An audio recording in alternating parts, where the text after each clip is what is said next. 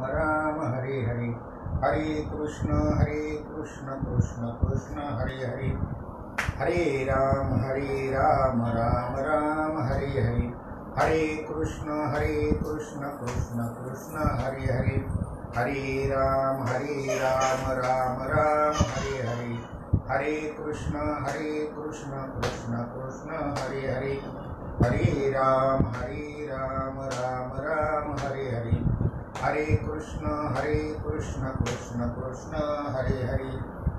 पुंडलीकवरदा हरिविठ्ठल श्री ज्ञानदेव तुकाराम, पंढरीनाथ भगवान की जय, माऊली ज्ञानेश्वर महाराज की जय, जगद्गुरु संत तुकाराम महाराज की जय, शांति ब्रह्म श्री एकनाथ महाराज की जय, सद्गुरु सच्चिदानंद श्रीपाद भगवान की जय, सद्गुरु सच्चिदानंद रामदास भगवान की जय, सद्गुरु सच्चिदानंद नारायण भगवान की जय, सद्गुरु सच्चिदानंद रोहिदास भगवान की जय।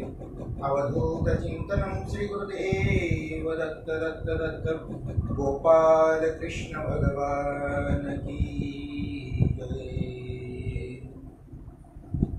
ब्रह्मानंदम परम सुखदम केवलम ज्ञानमूर्तिम द्वन्द्वातीतं गगनसदृशं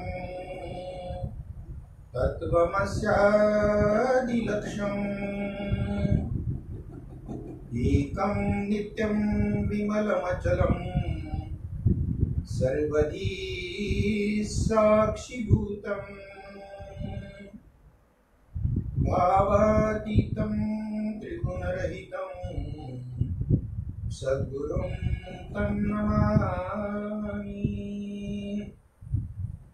नमामि सद्गुरुं शान्तं सच्चिदानन्दविग्रहं पूर्णब्रह्मपरानन्दं ईशमानन्दिवल्लभं। नमो सद्गुरु तुकया ज्ञानदीपा, नमो सद्गुरु सच्चिदानन्दरूपा, नमो सद्गुरु भक्त कल्याण मूर्ति, नमो सद्गुरु भास्कर पूर्ण कीर्ति। स्वै भानुजो भानु आराधिला, तयाच्या कुळी दीपको दिव्य जाहला, हरिभक्ती लागो नितारी समस्ता। नमस्कार श्री संत एकनाथ, श्रीपादनाथं गुरुराजवर्यं, मुमुक्षो नाम ज्ञानदानैक्यदक्षं, गोटीक्षेत्रे निवासनं तं नमामि वेदविद्यां वरिष्ठम्। सद्गुरुनाथ भगवान की जय। भावे वीन भक्ति, भक्ति वीन मुक्ति, बड़े वीन शक्ति बोलू नहीं। कैसे निदैवत प्रसन्न त्वरित, उगारा ही निवांत शिनसी भाया। साया से करसी प्रपंच दिननिसी, हरिसी न भजसी कवन्या गुणे। ज्ञानदेव मने हरि जप करणे, तुटेल धरणे प्रपंचाचे। हरिमुखे म्हणा हरिमुखे म्हणा, पुण्याची गणना कोण करी, पुण्याची गणना कोण करी।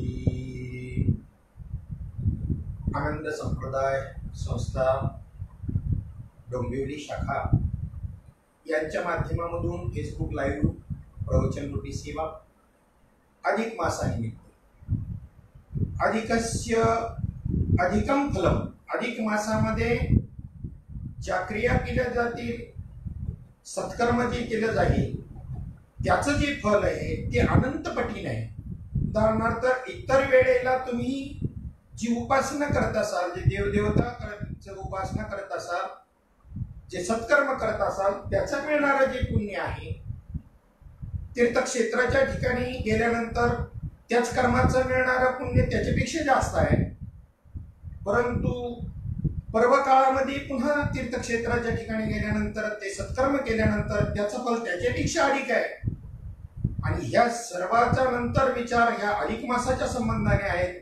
तीच कर्म या ठिकाणी अधिक मासामध्ये जर सत्कर्माचीच कर्म जर केली तर त्याचं फल हे अनंत पटीने आहे. आणि म्हणून एक सुंदरसा छान असा उपक्रम या ठिकाणी या आमच्या आनंद संप्रदाय संस्थेने या ठिकाणी मांडलेला आहे. आणि त्यात ही लाईव्ह प्रवचन, फेसबुकवरील लाईव्ह प्रवचन सेवा आणि हरिपाठावरतल्या या प्रवचन अभंगावरील प्रवचनामधला, हरिपाठामधला, माऊली ज्ञानोबारायांच्या हरिपाठामधला हा चौथ्या क्रमांकाचा अभंग आहे. या ठिकाणी पंचरत्न हरिपाठ आहे. प्रस्तावनेमध्ये मी जास्त वेळ घालवणार नाही.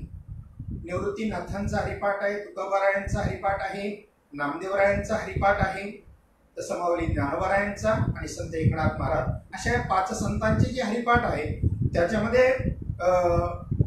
विशेषतः प्रचलित जास्त करून महाराष्ट्रामध्ये जर म्हटलं तर माऊली ज्ञानोबारायांचा हा नित्यक्रमानं नित्य पाठामध्ये आणि उपासनेमध्ये, नित्य उपासनेमध्ये हरिपाठ वारकऱ्यांकडून घेतला जातो. काही वारकरी असे आहेत की सकाळ, दुपार, संध्याकाळ जसा ब्राह्मण आपली नित्य संध्या करत असतो त्या पद्धतीनं 3 काळ म्हणजे त्रिकाळ हरिपाठ उपासना करणारी वारकरी आहे.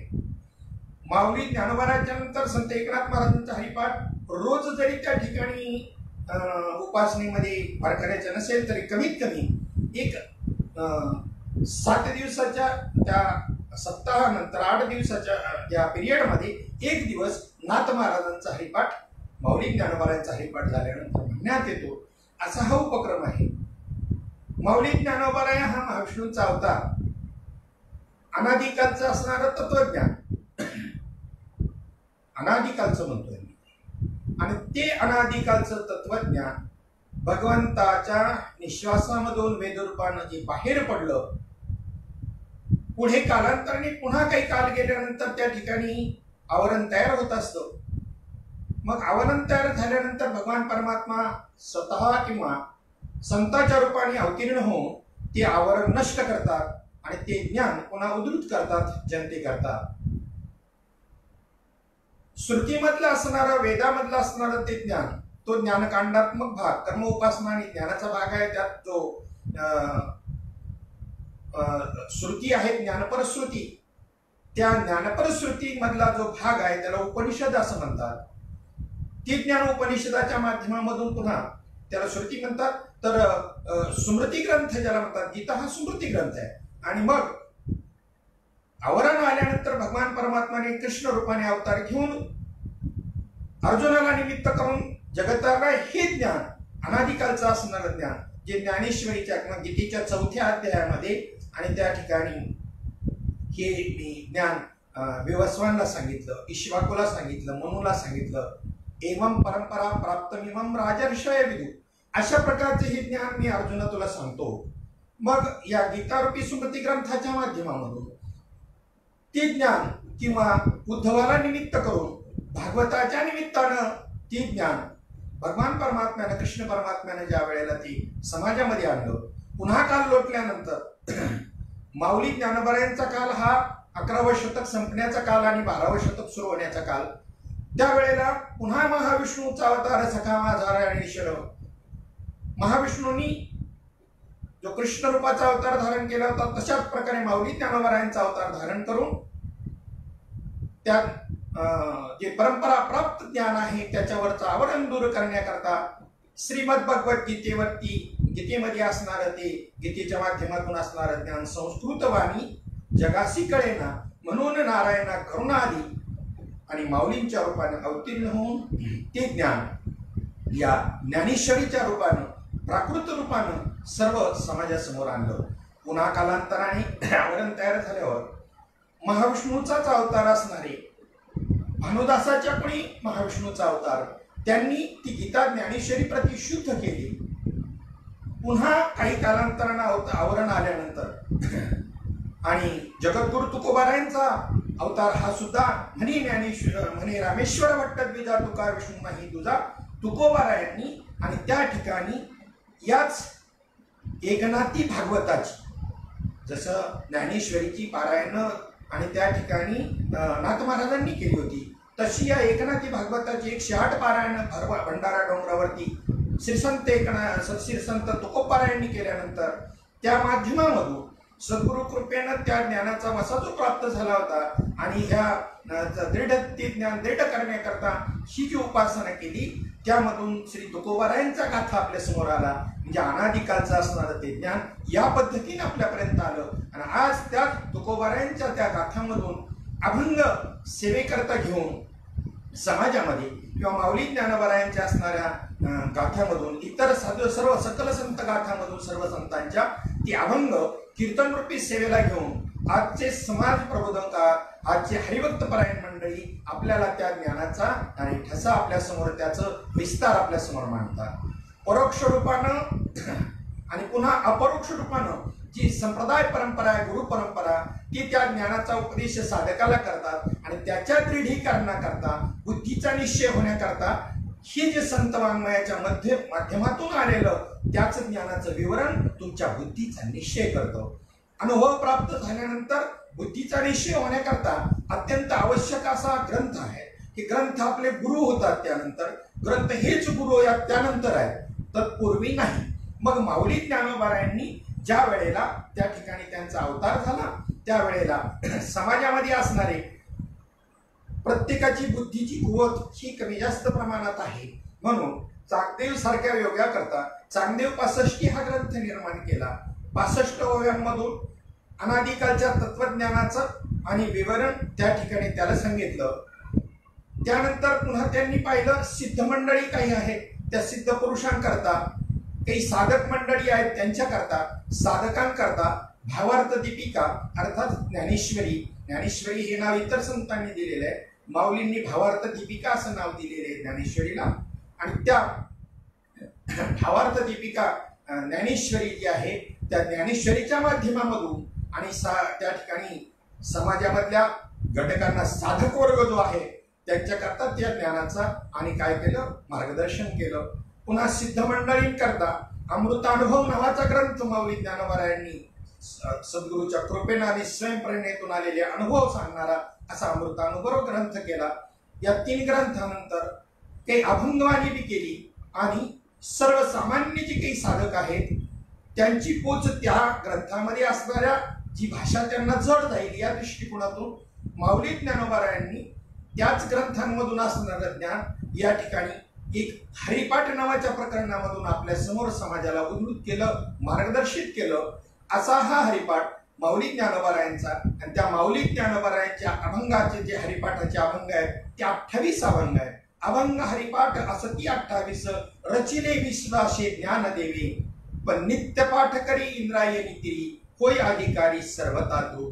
इंद्रायणी तिरी म्हणजे इंद्रियांना पाठमोरा होऊन जो त्या ज्ञानाचा विचार करेल त्याला मात्र त्या ठिकाणी त्याचा अनुभव त्या ज्ञानाचा आल्याशिवाय राहणार नाही. अशा या 28 अभंगामधला 4थ्या क्रमांकाचा अभंग आज आपल्या सेवेकरता घेतलेला आहे. प्रस्तावना या ठिकाणी मी थांबवतो.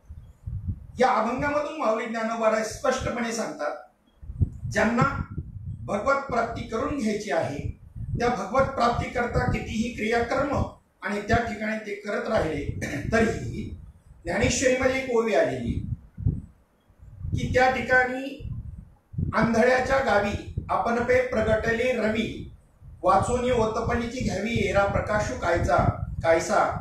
आंधळ्याच्या गावामध्ये जर सूर्य उगवला तर त्यांना फक्त चटक्याच्या रूपाने त्या ठिकाणी त्यांना अनुभव येईल, परंतु दिसू शकणार नाही. मग तैसे सत्कर्माचे उपके ठाती ज्ञानेविन अशी एक ओवी आलेली आहे ज्ञानेश्वरीमध्ये. आंधळे या गरुडाची पाका हाती. एखाद्या आंधळ्या माणसाला गरुडाचे पंख प्राप्त झाले किंवा एखादा आंधळा गरुड आहे, आंधळ्या गरुडा असं म्हटलं की आंधळ्या गरुडाचा असा संबंध येईल. आणि आंधळे या गरुडाची पाका हाती असं जर म्हणलं तर आंधळ्याला गरुडाचे पंख प्राप्त झाले तर, म्हणजे नुसतं या शब्दाने एवढा अर्थ बदलतो.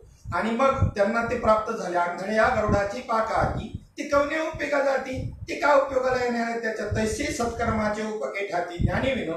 तशी कितीही सत्कर्म केली तर ज्ञान जर नसेल ना तर त्याची स्थिती तशी होणार आहे. म्हणजे ज्ञानाला किती महत्व आहे हे त्या ठिकाणी सांगितलं. भगवत प्राप्ती ही भगवत प्राप्ती करायची आहे. भगवत प्राप्ताची प्राप्ती आहे का अप्राप्ताची प्राप्ती आहे? अप्राप्ताची प्राप्ती. अप्राप्त कशाला म्हणतात? जी कधीच प्राप्त होत नाही त्याला अप्राप्त असं म्हणतात. आणि प्राप्त जे आहे परमात्मा प्राप्त आहे. प्राप्त आहे पण आपल्या दृष्टीनं प्राप्त नाही म्हणून अप्राप्त आपण म्हणूया. ज्याला प्राप्त केलाय त्याने तो असलेलाच प्राप्त केलाय का नसलेला केलेला आहे? असलेलाच. म्हणून प्राप्ताची प्राप्ती असं म्हटलं गेलेलं आहे. मोठकी गुरुमुखी उदय दत्त दिसे, हृदय स्वयंभची असे, प्रत्यक्ष भाव लागे तैसे अपैसया. ते स्वयं तत्व आहे.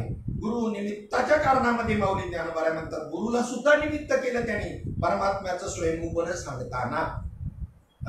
एक शिष्य एक गुरु हा रोडला साच व्यवहारू मत प्राप्ती प्रकारू जाणावा. माझ्या प्राप्तीचा प्रकार जाणण्याकरता ती एक रीत आहे असं त्यांनी त्या ठिकाणी म्हटलं. त्यामुळं स्वयंभूत्व जे आहे परमात्म्याचं त्याला कोणत्याही प्रकारचा बाध येत नाही. ते ज्ञान स्वयं आहे हे सिद्ध केलं माऊली ज्ञानोबा. 9035 ओव्यांमध्ये ज्ञानेश्वरीच्या जवळजवळ 7035 ओव्यामध्ये संतांचं सद्गुरूचं वर्णन करणारे माऊली ज्ञानोबा मात्र परमात्म्याचं स्वयंभूत्व सिद्ध करत असताना सद्गुरूंना सुद्धा निमित्त कारणामध्ये घालतात. त्याचं कारण असं आहे की एखाद्याच्या दुकानामध्ये कितीही आदरयुक्त बोलणं असलं, किती सन्मान त्याचा होत असला एखाद्या गिरायकाचा, तिथं किती डेकोरेटेड ते दुकान असलं पण त्या गिरायकाला पाहिजे असलेली आवश्यक असणारी वस्तू जर त्या दुकानात नसेल तर ते दुकान काय उपयोगाचं आहे? आणि म्हणून या ठिकाणी गुरु परंपराच्या भोकाळलेल्या आहेत ना आज या युगामध्ये, त्याला कारणच ते आहे. आणि याकरता परमात्म्याचं स्वयंभूत्व वर्णन करणं अत्यंत गरजेचं आहे. आणि परमात्मा स्वयं आहे या दृष्टिकोनातून मग त्याची प्राप्ती नाथ महाराजांची बी एक ओवी एकादी भागवतामध्ये आलेली आहे. पृथ्वी निधाने भरली आहे परी पायाळे विन प्राप्ती नव्हे, तैसा आत्मा स्वतः सिद्ध आहे. स्वयंसिद्ध आहे परंतु गुरुकृपाला हे तै प्राप्ती. स्वयंसिद्ध असून काय करता? तुम्हाला प्राप्त आहे का? स्वयंसिद्ध आहे पण तुम्हाला प्राप्त आहे का? नाही. मग गुरु काय करतो? गुरु त्या ठिकाणी प्राप्ताची प्राप्ती करून देतो. नवे नवे फक्त तुमचं आवरण दूर करतो वृत्तीवरचं. म्हणजे ने भ्रांतीपासून हिरतले गुरुवाक्य मन धुतले मग आत्मस्वरूपी घातले हरवण्या. बस संपलं काम. तिथे वृत्ती शुद्ध करून आणि आत्मस्वरूपाकडे लावून देण्याचं काम सद्गुरूने केलं. परमात्मा स्वयं आहे. पण अशा प्रकारचा परमात्मा प्राप्त करायचा म्हणजे प्राप्ताची प्राप्ती का असेना किंवा आवरणाची निवृत्ती करायची जरी असेल तरी त्या परमात्म्याला प्राप्त करताना जर तुमच्या चित्तामध्ये भाव नसेल तर काही उपयोग होणार नाही. कारण प्राप्त करताना कर्म, उपासना आणि ज्ञान असे 3 मार्ग वेदांतर्गत सांगितले गेले. कर्माचं खंडन सर्व साधू संतांनी केलं कर्माच्या बाबतीमध्ये. कारण कर्म यथासांग पार पडेलच असं नाही, त्याच्यामध्ये दोष राहण्याची शक्यता आहे. म्हणून कर्म मार्ग जो आहे त्याच्याबद्दल तुकोबारांचे एक अभंग आहे. कर्मधर्म नवती सांग पुण्या अंगे पतन. त्याच्यात जर न्यूनत्व प्राप्त झालं कर्म मार्ग अवलंबन करताना तर दोष लागतो. पुण्य व्हायच्या ऐवजी पाप घडतं. उदाहरणार्थ आचमनाकरता तुम्हाला पाणी घ्यायचं असेल तर त्या ठिकाणी फक्त उडीद किंवा मसूर भिजेल एवढंच पाणी आचमनाला घ्यावं. त्यापेक्षा जास्त घेतलं तर तुम्हाला सुरापान म्हणजे दारू पिल्याचं पातक लागतं. म्हणजे पहा, तुम्हाला गळ्यामध्ये माळ असून तुम्ही कधी दारू आयुष्यात पिली नाही, स्पर्श सुद्धा केला नाही, तरी पण हे कर्मकांडाचं जर गणित जर चुकलं तुमच्याकडून, हे प्रमाण चुकलं तर तुम्हाला नित्य त्या ठिकाणी सुरापानाचं पातक लागेल. त्याच्याकरता ती पळी बनवलेली आहे, संध्याची पळी ज्याला म्हणतात. तिच्यामध्ये एक माश मात्र जल म्हणजे फक्त किती पाणी येत आहे? एक उडीद किंवा मसूर भिजेल एवढंच. कालवनाची पळी नाही. आपण तेवढं घेतो ना, असा फुरका मारतो. म्हणजे पहा तशा म्हणजे कर्मधर्म जे आहे, कर्मकांड जे आहे त्याच्यामध्ये असे दोष आहेत बरं. इंद्र शत्रो विवर्धा असं भागवतामध्ये वर्णन आलेलं आहे की वृत्रासुराला त्या ठिकाणी वृत्रासुराने इंद्राला मारणारा पुत्र आपल्याला प्राप्त व्हावा. इंद्राला मारणारा पुत्र आपल्याला प्राप्त व्हावा याच्याकरता त्या ठिकाणी यज्ञ केला, परंतु ब्राह्मणाकडून त्या ठिकाणी फक्त ऱ्हस्वच्या ऐवजी दीर्घ उच्चार झाल्यामुळं इंद्राकडून मारला जाणारा असा हा पुत्र म्हणजे त्याचं नाव वृत्रासुर, हा पुत्र तो वृत्रासुर प्राप्त त्या ठिकाणी झाला. म्हणजे कर्मकांडामध्ये एवढंच जरी न्यूनता राहिली तर असा भाग आहे. म्हणून कर्मकांड साधू संतांनी बाजूला ठेवलं. उपासना कांड जे आहे हे उपासना कांड जर नुसतीच उपासना करत राहिले तुम्ही काय उपयोग आहे. म्हणून उपासना करत असताना जर त्या तत्वाची प्राप्ती करून घेतली आणि मग आनंद भक्ती सुखाचा आनंद लुटण्याकरता उपासना केली तर ठीक आहे. अन्यथा तुम्ही केलेली आपण जी उपासना आहे त्या तत्वाच्या प्राप्तीच्या अगोदर त्याचा काय उपयोग काय आहे. पुण्यकर्म होईल आणि त्या पुण्यकर्माचं फळ मिळेल. म्हणून की परमात्मा जो आहे त्या परमात्मा स्थितीचा जो आनंद आहे भक्ती सुखाचा आनंद प्राप्त होणारा नाही. कर्म उपासना आणि ज्ञान तीनच वेदांतर्गत मांडले, तेच ज्ञानेश्वर भगवद्गीता किंवा ज्ञानेश्वरीमध्ये आहे. आणि तुम्ही म्हणाल मग भक्ती सांगितली त्याच काय, तर ती उपासनेअंतर्गत भक्ती सांगितलेली आहे. त्याचे तिसरा चौथा प्रकार न करता उपासनेअंतर्गत तिला ठेवलेला आहे. परंतु देवो भूत्वा देवमेजेत शिव भूत्वा शिवमेजेत या न्यायानं भगवंताची प्राप्ती करून मग उपासना करणं म्हणजे मुक्तीवरची भक्ती, ज्ञानोत्तर भक्ती असा भाग त्या ठिकाणी आहे. म्हणून उपासनेमध्येच भक्ती आणि गृहीत धरलेली आहे. आता ज्ञानाच्या बाबतीमध्ये जर बोलायचं जर झालं तर ते ज्ञानाधिकालचं जे असणारं ते संतांशिवाय प्राप्त नाही, किंवा जी भक्ती आहे ती सुद्धा संतांशिवाय प्राप्त नाही. म्हणून ज्ञान आणि भक्ती ह्या दोन्हीच्या माध्यमामधून जात असताना आणि त्या ठिकाणी तुम्हाला संतांचं मार्गदर्शन अत्यंतिक आवश्यक आहे. तद्विती प्रणिपातीन परिप्रश्नेन सेवया उपदेक्षन्ति ते ज्ञानम ज्ञानीनस् तत्वदर्शिनः. मग ते संत काय करतात, तर तुमच्या ठिकाणी भगवंताच्या स्वरूपाचा जो अभाव आहे तुमच्या वृत्तीमध्ये तो अभाव घालवण्याचं काम करतात. भाव प्राप्त करून देतात असं बी नाही. भाव प्रत्येकाच्या ठिकाणी आहे. देख मनुष्य जात सकळे हे स्वभावता भजनशील झाले असे केवळ माझ्या ठाई, परिज्ञाने विन नासले म्हणून बुद्धी वेदासी आले, कल्पू नये ते कल्पू लागले अनेकत्व. प्रत्येकाच्या ठिकाणी तो भाव आहे भगवंताबद्दलचा, परंतु त्याच्यावर आवरण आले म्हणून त्याला त्या ठिकाणी अभाव म्हणायचं. अभाव भावाचा काय आहे, अभाव आहे. आणि म्हणून त्या ठिकाणी तो अभाव घालवण्याचं काम ही संत मंडळी आणि श्रीगुरु करत असतात, सद्गुरु करत असतात. ज्ञानेश्वरीच्या 13व्या अध्यायामध्ये सुरुवातीलाच आणि नमनाच्या ओवीमध्ये एक ओवी आली, भावाचे अवतरण अवतरविती खून हाताचडे संपूर्ण तत्वभेद, हे सद्गुरूचं कार्य आहे. तुमच्या आपल्या जीवनामध्ये भक्तीच्या माध्यमामधून परमात्मा प्राप्त करणं अतिशय सोपं आहे. योगाच्या माध्यमामधून अगर ज्ञानाच्या माध्यमामधून परमात्म्याकडे जर जायचं म्हटलं तर योग हा अतिशय दुष्कर आहे, ज्ञान अतिशय सूक्ष्म आहे. म्हणून मोडवून या वाटा सूक्ष्म दुस्तर केला राजभार चालायचा. सूक्ष्म आणि दुस्तर म्हणजे योगाची वाटा जे निघाले गाचो वाटा त्या दुःखाचाची वाटा भागा आला. आणि म्हणून त्या सूक्ष्म वाट म्हणजे ज्ञान मार्गाची आणि दुस्तर वाट म्हणजे योगाची. त्याचं आणि काय केलं, निस्तरण केलं साधू संतांनी आणि सोपा असा भक्ती मार्ग आणि जनतेच्या समोर ठेवला, समाजाच्या समोर ठेवला. ज्याच्या जीवनामध्ये भक्ती नाही माऊली ज्ञानोबा हरिपाठामध्ये म्हणतात, हरिवीन जन्म नरकाची पैदाना यमाचा पाहुणा प्राणी होय. किंवा अजून म्हणतात, किती बुद्धिमान असेल तरी बुद्धीचे वैभव अन्य नाही तुझे, एका केशवराजी सकळ सिद्धी. म्हणून भगवंताची भक्ती अत्यंत महत्वाची. नाही जासी भक्ती ते पतित अभक्त हरे हरिसी न वदत दैवहत, आनंद वाचाळ बरळती बरळ दया कायचा दयाळ पावे हरी. म्हणून भक्ती अतिशय महत्वाची आहे. भगवत प्राप्तीमध्ये भगवत प्राप्तीच्या नंतर भगवत प्राप्तीचा तो आनंद लुटण्याकरता ज्ञानपूर्व आणि ज्ञानोत्तर भक्ती अशी सांगड आहे. आणि भक्ती ज्ञान वेगळे असे बी नाही. भक्तिविन ज्ञान किंवा स्थिती वेळे, अरे मूळ नाही ते फळकेवी जोडे.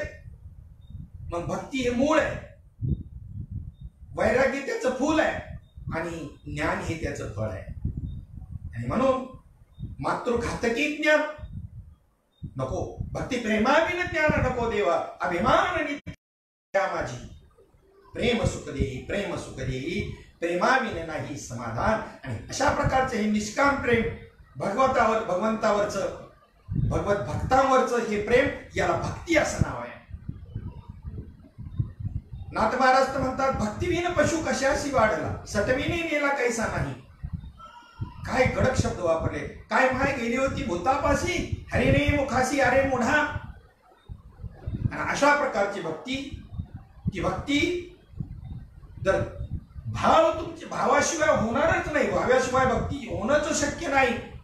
आणि जर होते असं तुमचं मत जर असेल तर त्या ठिकाणी ते निव्वळ मग कर्मकांडामध्ये जमा झालं, कवायत केल्यासारखं. आतमध्ये प्रेम नाही भगवंताबद्दल आणि नुसतं क्रियाकरण केलं, काय त्याला अर्थ आहे. म्हणून पहिल्याच चरणामध्ये माऊली ज्ञानोबा म्हणतात, भावे वेन भक्ती, भावाशिवाय भक्ती निर्माण होणार नाही. भावेविन भक्ती, भक्तिविन मुक्ती. आणि जर भक्ती जीवनामध्ये नसेल तर मुक्ती प्राप्त होणार नाही. कारण प्रत्येकाला या ठिकाणी हा चतुर्थ असणार, भक्तीला पंचम पुरुषार्थ म्हणलंय, पण पहिल्यांदा मुक्तिरूपी असणाऱ्या त्या ठिकाणी मोक्ष जो आहे, हा चौथा जो पुरुषार्थ आहे, मुक्ती किंवा मोक्ष, हा प्राप्त करायचा आहे.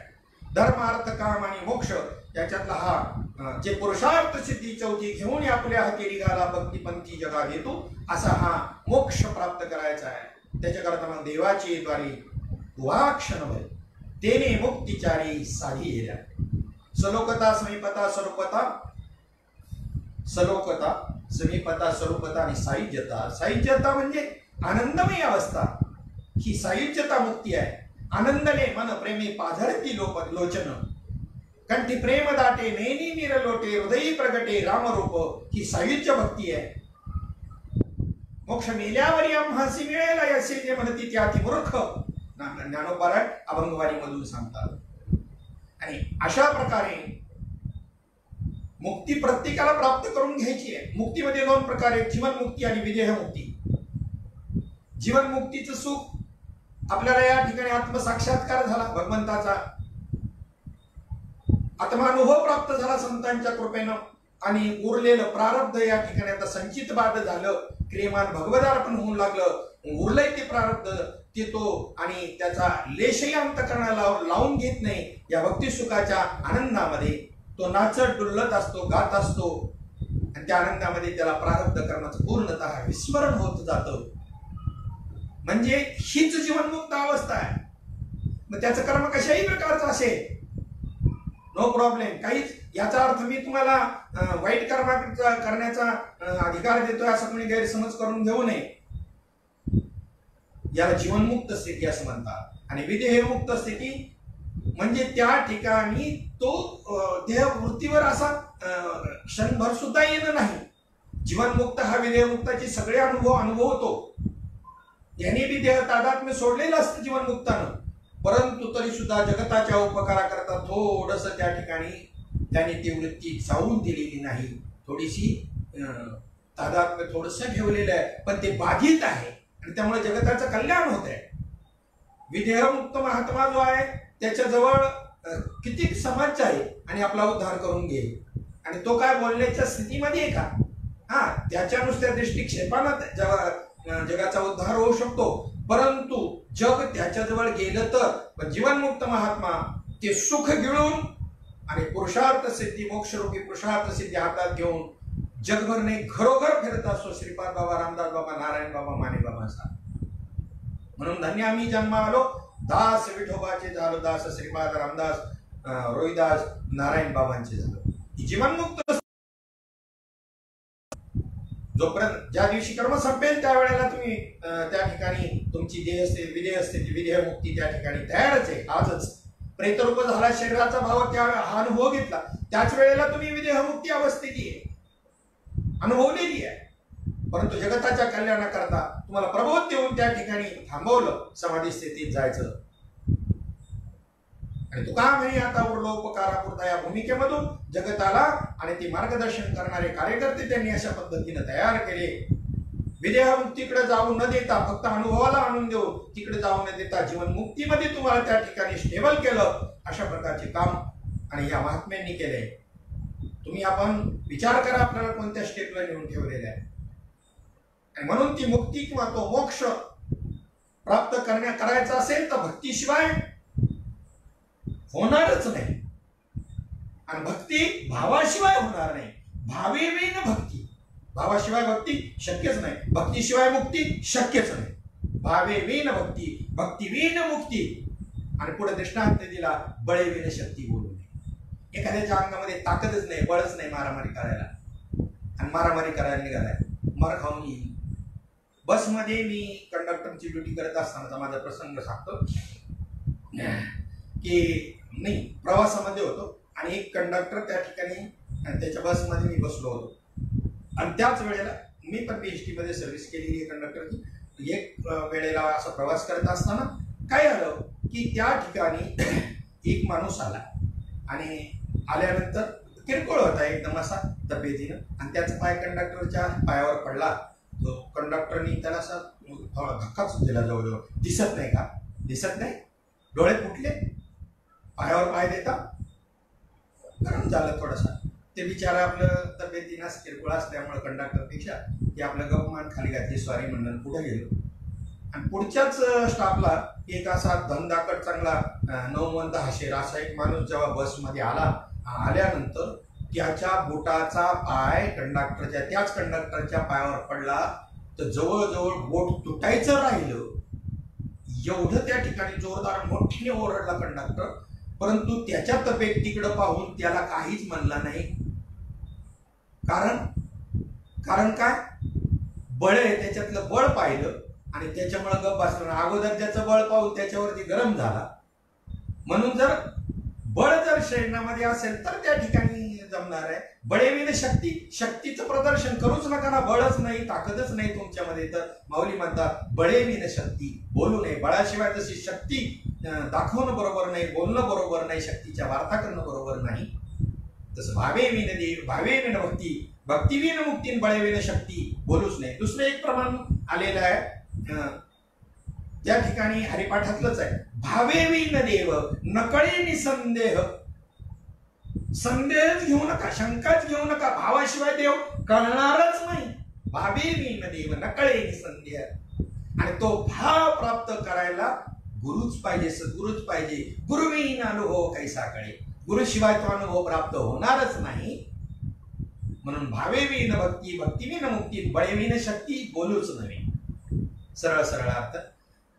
मग आपण भावाचा विषय पुढे थोडक्या वेळा आपण पाहू. भाव म्हणजे कसा भाव असतो, भावाची लक्षणं. मग त्याच्या पुढे म्हणतात कैसेनी दैवत. पुढचं उदाहरण दिलं अजून. दृष्टांत कशा करता असतो, सिद्धांत समजण्याकरता. कैसेनी दैवत प्रसन्न त्वरित उगाराय निवांत शिवाय. एखादं दैवत प्रसन्न करायचं असेल ना, तर त्याला सुद्धा भाव ठेवावा लागतो त्या दैवतावरती, तेव्हा ते प्रसन्न होतं. नाहीतर भाव नसेल तर कैसेनी दैवत प्रसन्न करीत, ते दैवत कसं काय प्रसन्न होईल. त्याच्यापेक्षा गप्प बस, उगाराय निवांत शिवाय. निवांत राहा. शिनशिवाय उगाच कशाला शिनतो, कशाला त्रास करून देतो. कारण भाव महत्वाचा आहे. भाव नसेल तर ते दैवत प्राप्त होऊ शकत नाही. दैवताच्या, देवाच्या, भगवंताच्या प्राप्तीकरता आम्ही श्रम करायला तयार नाही. आणि हे शाश्वत पद आहे. अजो नित्य शाश्वतयं पुराणो. अशा प्रकारचा परमात्मा, त्याच्याकरता आम्हाला मात्र आमच्या जीवनामध्ये वेळ नाही. पण परमार्थाकरता श्रम कमी आहेत उलटे. त्याच्यापेक्षा प्रपंचात एवढे श्रम आहे तरी सुद्धा तो प्रपंच नेटाने करतो माणूस. म्हणून पुढच्या चरणात म्हटलं सायासी करसी प्रपंच दिननिसी. रात्रंदिवस सायास करून, कष्ट करून तो प्रपंच तो करतो. सायासी करसी प्रपंच दिननिशी. रात्रंदिवस करतो. सायासी करसी प्रपंच दिननिशी. आणि हरीशी न भजसी. कोण्यामुळे हरीची भक्ती का करत नाहीस, कोणत्या गुणामुळं, काय कारणामुळं. ज्ञानेश्वरीचं जी गोवी आलेली, अगा माते न भजावया लागी. अर्जुना, मला न भजण्याच्या का बरं न भजत का नाही. बरेचसे जीव मात्र असे आहेत, मनुष्य प्राणी, ते मला भजत नाही. असं काय बळ त्यांच्या अंगामध्ये, काय ताकद आहे अशी त्यांच्याकडं. अगा माते न भजावया लागी. कवन बळपाय यांची अंगी. यांच्या अंगामध्ये असं कोणतं बळ आहे. कवन बळपाय यांची अंगी. काय घरी की भोगी निश्चिंती केली? काय घरामध्ये निश्चिंत होऊन राहिले किंवा भोग भोगण्यामध्ये निश्चिंत होऊन राहिलेले आहेत? सायासी करसी प्रपंच दिननिसी हरिसी न भजसी कोण्या गुणे. ज्ञानदेव म्हणे जर त्या हरीचं नाम जर घेतलं, त्याचं जर जप केला, तर ज्ञानदेव म्हणे हरी जप करणी जर केलं तुटेल धरणी प्रपंचाची. जो प्रपंच तुमच्या दारामध्ये धरण धरून बसलाय, जसा एखादा सावकार किंवा त्या सावकाराचा प्रतिनिधी मुनीमजी तुमच्या घरामध्ये तुम्हाला दिलेलं कर्ज वसूल करण्याकरता धरण धरून बसतो, त्या पद्धतीनं तुमच्या मागे जे हा प्रपंच, हा संसार जो काही त्या ठिकाणी तुमच्या दारामध्ये, या मनुष्यरूपी देहाच्या दरवाजामध्ये जो काही ठाण मांडून बसलाय, धरण धरून बसलाय ना, हरीचा जप केला, भगवंताचं नामस्मरण केलं, तुटेल धरणी प्रपंचाची. प्रपंचाने मांडलेले हे धरण तुमच्या दारामधलं संसाराचं हे जे काही धरणे आहे ना, ते तुटून जाईल. म्हणजे जन्म मरण परंपरेमधून तुम्ही मुक्त व्हाल.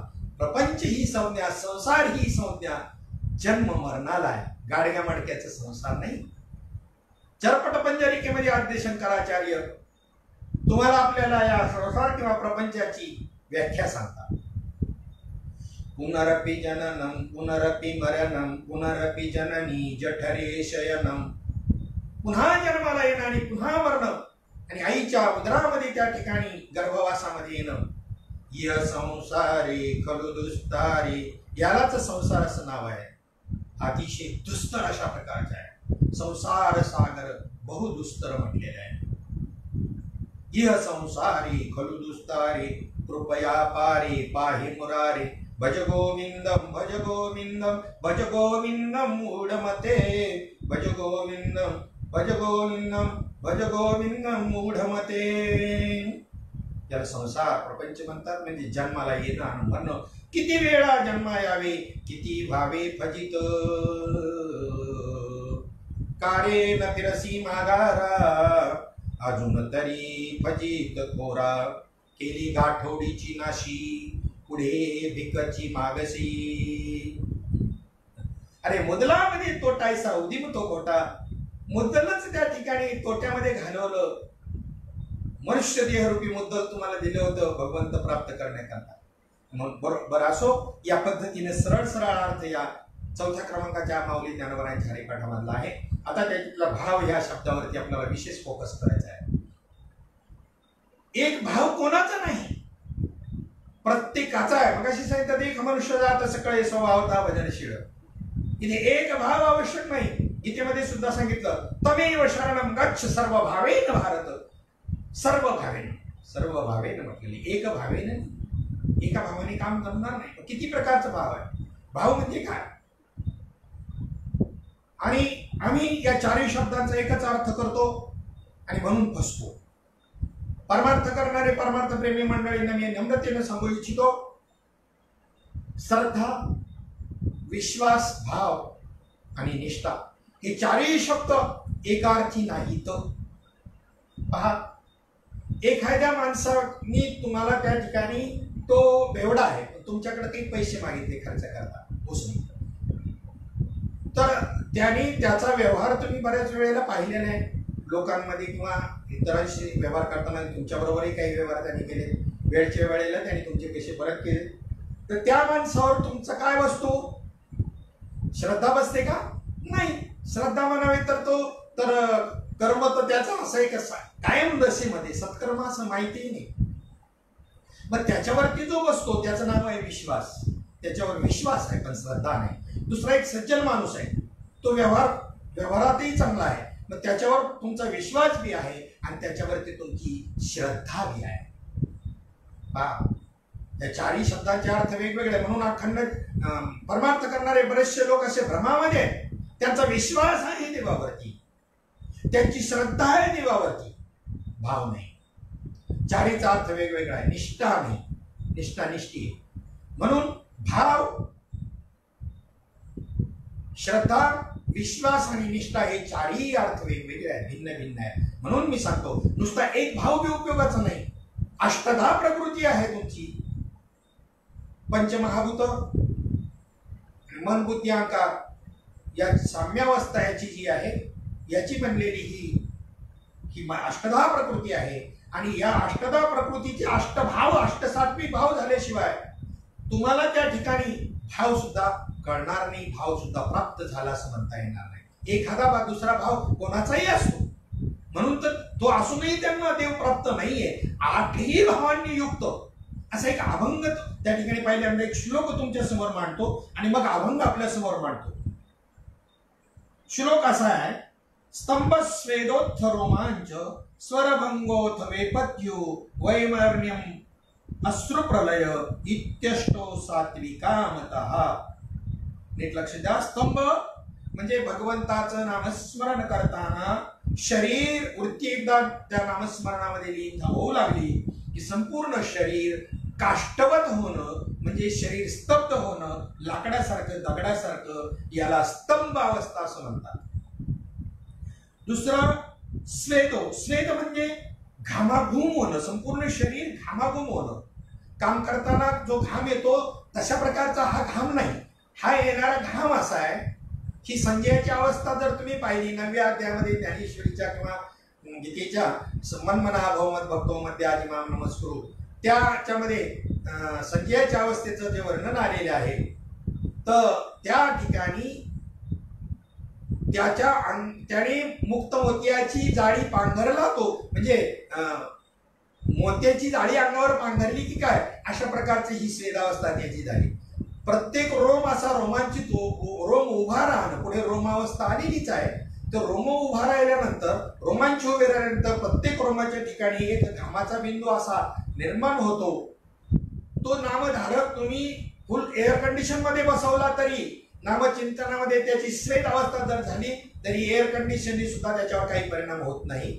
मग अशी प्रत्येक रोमाच्या ठाई असा घर्मबिंदू घामाचा बिंदू येणं आणि मग ते चमकणं म्हणजे त्याने मोत्याची जाळी पांघरली की काय, हे संजयाच्या अवस्थेच्या त्या 9व्या अध्यायाच्या शेवटच्या श्लोकात असं वर्णन आले आहे। तर त्याच्यामध्ये स्वेद म्हणजे घाम येणं, रोमांच म्हणजे अंगावरचे केस ताट उभं राहणं। आता आमचे बी रोमांच उभे राहतात हो, पण कसे सांगू का, एखाद्या वाघाला पाहिलं का आमचे सगळ्या अंगावरचे केस ताट असे उभे राहतात। हे रोमांच कशाला पाहिल्यामुळे, वाघाला पाहिलं, परमात्म्याला पाहिल्यामुळे झालं का?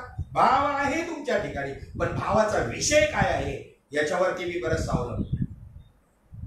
आठही भाव प्राप्त झाले परंतु भावाचा विषय अन्य जर असेल तर एकनाथी भागवतामध्ये सांगितलं काही उपयोग नाही, त्याचा विषय परमात्म्याच्या स्वरूपामध्ये तसे भाव निर्माण होणं, परमात्म्याचं चरित्र ऐकताना, संत सज्जनांच्या संगतीमध्ये त्यांच्या मुखातली वाक्य अमृतवाणी ऐकताना जो भाव प्राप्त होईल तो भाव म्हणजे भावाचा विषय अत्यंत महत्वाचा आहे। आणि म्हणून त्या ठिकाणी असे रोमांच उभे राहतात, थंडी कडाक्याची पडल्यानंतर आमचे रोमांच उभे राहतात, तसे रोमांच नको, भगवंताचे नामस्मरणाने रोमांचित अवस्था होईल।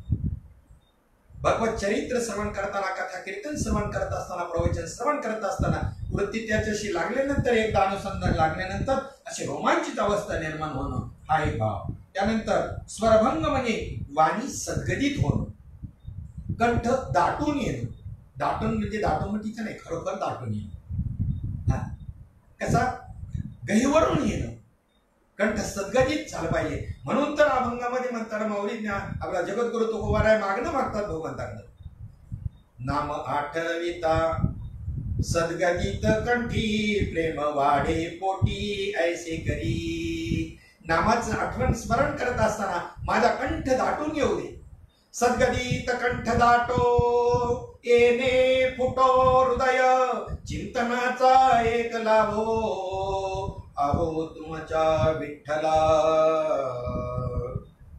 ही अवस्था जी आहे ही स्वरभंग म्हणजे वाणी सद्गदित होणं।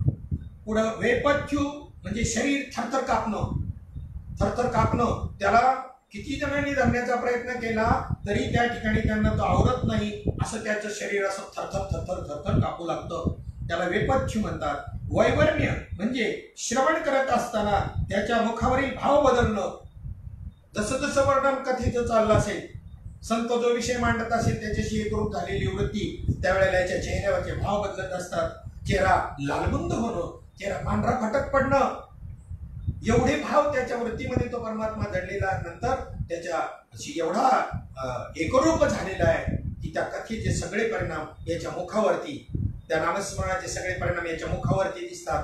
बाकी शरीर स्तब्ध आहे, परंतु चेहऱ्यावरचा असा भाव बदलतोय. याला वैवर्ण्य अवस्था असं म्हणतात. त्यानंतर अश्रुधारा, अश्रू डोळ्यामधून येणं, अश्रुभाव त्याला म्हटलेलं आहे. मग अशी दिलेल्या प्रमाणामध्ये आलेलं आहे. पुन्हा देतो. कंठी प्रेम दाटे नेहमी नीर लोटे. कंठामध्ये ते प्रेम निर्माण झाल्यानंतर डोळ्यातून अश्रुभावाच्या रूपाने निर्माण होतं. आणि त्यावेळेला मग हृदयी प्रगटे रामरूप, हृदयामध्ये त्यावेळेला रामरूप प्रगटतं, किंवा ज्याच्या हृदयात रामरूप प्रगटतं त्याची अशी अवस्था होती. आणि ती कशामुळं? आमच्या ठिकाणी चित्तामध्ये वासना आहे, त्यामुळं ती वासना जोपर्यंत जात नाही तोपर्यंत हे भाव प्राप्त होणार नाही. आणि ते वासना जाण्याकरता उपाय आहे. तुकोबाराय सांगतात, संत चरण रज लागता सहज वासनेचे बीज जळून येतात. आणि मग रामनामी उपजे आवडी सुख घडोघडी वाढू लागेल. रामनामाबद्दल जी आवड नाही ना मनुष्य मात्रांना, त्याचं कारण वासना आहे. विषय विषयाचा पडिपाडू गोड परमार्थ लागे कडू, आणि कडू विषय तो गोडू जीवाशी झाला. आणि संतांचे चरणरज म्हणजे काय? तर त्यांनी दिलेला बोध, अजून दुसरं काही नाही बरं, अजून दुसरं काही नाही बरं. त्यांनी दिलेला बोध, त्या बोधाच्या योगानं काय होतं म्हणजे संत चरणरज, मग रामनामाबद्दल आवड निर्माण होते. आणि मग त्याचं लक्षण काय, त्याचा अनुभव काय? तर कंठी प्रेम दाटे नेहमी निरलोटे हृदयी प्रगटे. तो काय म्हणे, साधन सुलभ, अतिशय सुलभ गोमटे आहे, परंतु परी उपदिष्टे पूर्व पुण्य. ज्याने अनंत जन्मापासून ज्याचं निष्काम पुण्य आहे त्यांच्याच वाट्याला हा विषय येईल, अन्यथा नाही. त्यांनाच असा संप्रदाय प्राप्त होईल, त्यांना असे श्रीगुरु प्राप्त होतील, त्यांनाच हा अनुभव येईल. तुकोबाराय म्हणतात. हा झाला अश्रुभाव. त्यानंतर प्रलय. प्रलय म्हणजे शरीराचा प्रेतवत भाव होणं. तुकोबारायांचाच एक अभंग आपल्या समोर म्हणून दाखवतो. प्रेतरूप झाला शरीराचा भाव, किंवा झाला प्रेतरूप असेही आहे. प्रेतरूप झाला शरीराचा भाव, लक्ष्यला ठाव स्मशानीचा. रडती रात्रंदिवस काम क्रोध माया, मनती हाय हाय यम धर्म. शरीराचा प्रेतरूप भाव, प्रेतासारखी अवस्था. आणि मधूनच मृत्यूवरती आल्यानंतर तो कसा रडू लागतो, तर ती काम क्रोध रडत असतात. सहज असं गिराईक आपल्या हातचं गेलं मिळालेलं म्हणून ते रडत असतात. रडती रात्रंदिवस काम क्रोध माया ही रडत असते. त्या साधकाची ही अवस्था जी होती ना रडण्याची, त्याचं कारण सांगितलं. मनाती हाय हाय यमधर्म. फिर वैराग्याच्या शिनी लागल्या शरीरा, ज्ञानाग्नी चेतविला ब्रह्मद्वेषी. वृत्तीमध्ये तो ज्ञानाग्नी पेटवल्यानंतर ही स्थिती निर्माण होते. वैराग्याच्या शिनी लागल्या शरीरा, ज्ञानाग्नी चेतविला ब्रह्मद्वेषी. दिली तिळांजुळी कुळनाम रूपाशी, शरीर ज्याचे त्याशी समर्पिले. फिरविला घट म्हणजे हा शरीर रूपी घट, फोडीला चरणी भगवंताच्या चरणी. महावाक्य ध्वनी बोंब झाली. महावाक्याचा बोध झाल्याशिवाय हे भाव तयार होणारच नाही. अष्टसात्विक भाव त्याच्यातला एक भाव हा सांगतोय ना, प्रेतवत अवस्था होणं. प्रलय, त्याला प्रलय अवस्था असं म्हणतात. 4 प्रकारचे प्रलय भागवतात सांगितलेले आहे. आता मला तो विषय माझा नाही आणि माझ्याकडे वेळ कमी आहे, मी ती सांगत नाही. परंतु शरीराची अशी प्रेतवत अवस्था होणे. तुका म्हणे रक्षा झाली आपोआप. रक्षा म्हणजे राख आणि रक्षा म्हणजे रक्षण, दोन्ही अर्थ आहे. यश. तुका म्हणे रक्षा झाली आपोआप, उजळीला दीप गुरु कृपे. गुरुकृपेनं हृदयामध्ये असा दीप, हा ज्ञानाचा दीप उजळल्यामुळं ही अवस्था तुकोबाराय म्हणतात माझ्या ठिकाणी निर्माण झाली. आणि आम्ही हा अभंग, आम्हाला मी एकदा भजनात म्हणलो होतो, तुम्ही थांबा म्हणे, हा माहिताचा अभंग आहे. म्हणजे एवढी तर हुकलेली मार्गदर्शन करणार. माहिताचा अभंग आहे, दशक्रियेचा अभंग, असे काही अशा त्याच करता तुम्हाला अभंगवाणी करून ठेवली का साधू संतांनी. त्यांच्या साधनेच्या शेवटी आले ना, तुका म्हणे रक्षा झाली आपोआप उजळलेल्या दीप गुरुकृपे, तरी अजून माहिताचा अभंग म्हणतात. याला काय बोलावं यांना, किती आज्ञा. आणि मोठमोठे समाजातले मार्गदर्शक बरं का, सांगा मला कुठं समाजाने जायचं आणि कोणाकडून समजून घ्यायचं. म्हणून 8 प्रकारचे अशा प्रकारचे हे जे भाव आहे त्याच्यामध्ये पुन्हा एकदा उल्लेख करून सांगतो. स्तंभ म्हणजे शरीर स्तब्ध होणं, स्वेद म्हणजे घामाघूम होणं, रोमांच म्हणजे अंगावरचे रोम ताट उभे राहणे, स्वरभंग म्हणजे वाणी सद्गलित होणं, वेपत्ती म्हणजे शरीर थरथर कापणं, वैवर्ण्य म्हणजे वर्ण बदलणं, शरीर मुखावरील शरीर आपल्या तोंडावरील अश्रू, डोळ्यातून अश्रू धारा वाहणं, प्रलय म्हणजे शरीराचा प्रेतवत भाव होणं. असे 8ही प्रकारचे भाव उत्पन्न झाले पाहिजे. नुसत्या एका भावानं काम जमणार नाही. तमेव शरणं गच्छ सर्व भावेन भारत. सर्व भावेने, याला सर्व भाव. मग अशा प्रकारचे अष्टसात्विक भाव, यालाच भाव ही संज्ञा आहे. भावेवीन भक्ती. अशी भाव जर नसतील तर भक्ती नावच काढू नका. आम्ही भक्ती करतो म्हणूच नका. उपासना म्हणा पाहिजे तर उपासना म्हणू शकता तुम्ही, परंतु भक्ती नाही. नारद भक्ती सूत्र वाचा. भाग्यवान ग्रस्तांनो, तुम्हाला मी उल्लेख करून जाईल. सा अस्मिन परमप्रेम परमस्वरूप, म्हणजे जी प्रेम स्वरूप आहे अशी ती भक्ती, तिची मी व्याख्या करतो. अथ व्याख्यास्याम, मी त्या भक्तीची व्याख्या करतो. अनेक साधू संतांनी त्यावेळच्या ऋषी मुनींनी भक्तीची केलेली व्याख्या, त्याचा आशय त्या ठिकाणी त्याच्यात आला. आणि मग आता मी माझ्या पद्धतीने भक्तीची व्याख्या सांगतो. म्हणजे असं भगवंतावरचं, साधू संतांवरचं असणारं निष्काम प्रेम, त्याला भक्ती असं म्हणतात. भक्ती कशी असावी हे सांगताना ते म्हणतात, यथा व्रज गोपिकांना, व्रजामधल्या असणाऱ्या गोपिका गोपाळ यांच्यासारखी भक्ती असावी. आचार्य आहेत, आचार्य. गोपिका गोपाळ हे आचार्य भक्ती क्षेत्रामध्ये. त्याच्यामधले 68व सूत्र, आता ज्या अष्टसात्विक भावाचं मी वर्णन केलं, नारद भक्ती सूत्रातलं 68व सूत्र तुम्हाला सांगतो. कंठावरोदश्च रोमांच्या सुरवी परस्परम लपमान. म्हणजे आता मी त्याचा अर्थ सांगत नाही, आता तोच वर्णन सगळं केलं. तो श्लोक आहे. आणि ते अष्टसात्विक भावाचं वर्णन त्या श्लोकामध्ये 68 आल्यानंतर 69व्या सूत्रामध्ये ज्यांची अशी अवस्था झाली, अष्टसात्विक भाव ज्यांना हे प्राप्त झाले, त्यांच्याबद्दल तो श्लोक आलेला आहे, ती सूत्र आलेली आहे. मग असे जे आहेत ते तीर्थान कुर्वन्ति तीर्थानी, तीर्थांना तीर्थत्व प्राप्त करून देण्याचं सामर्थ्य त्यांच्यामध्ये निर्माण होतं. तीर्थान कुर्वन्ति तीर्थानी पावनानी कुलानीच, आपल्या कुलांना त्या ठिकाणी पितरांना कुलांना पावन करण्याचं सामर्थ्य त्यांच्यात निर्माण होतं. पावन करतात. नाही, पृथ्वींच म्हटलं नारद स्वामी मुनींनी.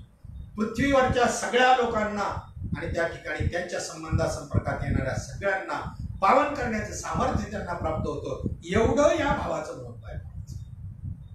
आता या ठिकाणी हे भाव कोणाकोणाचे निर्माण झाले, तर त्याच्यामध्ये सर्व जेवढे परमार्थ प्रेमी आणि सत्याकारा परमार्थ जो आहे, अनादिकालचं तत्वज्ञान जे आहे, ज्यांना परंपरेनं प्राप्त, त्या सर्वांची ती अष्टसात्विक भाव त्यांचे प्राप्त झालेले आहे. मग बाकीच्यांचं उदाहरण सांगण्यात आहे. भक्तीचे आचार्य असणाऱ्या गवळणींचं उदाहरण तुम्ही जर पाहिलं तर त्या गवळणींची जी अवस्था आहे ती ही पहा किती उत्कृष्ट आहे. तसं पाहिलं तर 1 तासाचा हा विषय नाही. मी फक्त माझ्यासमोर जो अभंग आहे त्याच्यातल्या भाव या शब्दाबद्दल बोलतोय. त्याचा सरळ अर्थ पाहिल्यानंतर भाव या शब्दाबद्दल बोलतोय. या अभंगावर रोज आपण जर 2 तास जर सद्गुरु कृपेनं बोलायचं ठरलं तर 8 दिवस कमीत कमी त्यावेळेला हे संपूर्ण विवेचन. कारण अष्टसात्विक भावाचा एक विशेषांक आपण प्रसिद्ध केला होता आनंद यात्री, श्रीपाद आनंद यात्री या माध्यमामधून. त्याच्यामध्ये 15 ते 16 ग्रंथांचे पुरावे मी त्या ठिकाणी आपल्याला उपलब्ध करून दिले होते. तर थोडक्यामध्ये मी तुमच्या समोर विषय काही मांडतो. थोडासा वेळ आपल्याकडे आहे. त्याच्यामध्ये अर्जुनाची अवस्था जी आहे, पहिल्यांदा संजयाची अवस्था, ज्ञानेश्वरीमध्ये 9व्या अध्यायातला शेवटचा श्लोक जो आहे, मनमना बहुमत भक्तो मध्याची माम नमस्कुरु, अशा प्रकारचा जो श्लोक आहे, त्याच्यामध्ये संजयाची झालेली जी अवस्था आहे ती संजयाची अवस्था तुम्ही पहा. येतुले हे वाढसाय असे जव बोलतासे दृढ मानसे तवन धरवीच आपुली आयसे सात्विके केले चित्त चाकाटले आटू घेत वाचा पांगुळली जेथीच्या तेथ आपाद कंचुकेत रोमांच आले. आणि आता मी अर्थ सांगत नाही, वेळ नाही. अर्धोन मिलित डोळे वर्षताती आनंद जळे अतुलिया सुखोर्मीचे निबळे बाहेरी कापे. आतून सुखाच्या उर्मी निर्माण होतात, त्यामुळे बाहेर तो थरथर थरथर थरथर कापतोय. पै आघवाची रोममुळी आली स्वेद कणिका निर्मळी लेईला मोतियांची कडियाळी आवडे तैसा मगाशी सांगितलं मोत्याचं जाळ संज्ञाने पांघरले की काय अशी स्थिती.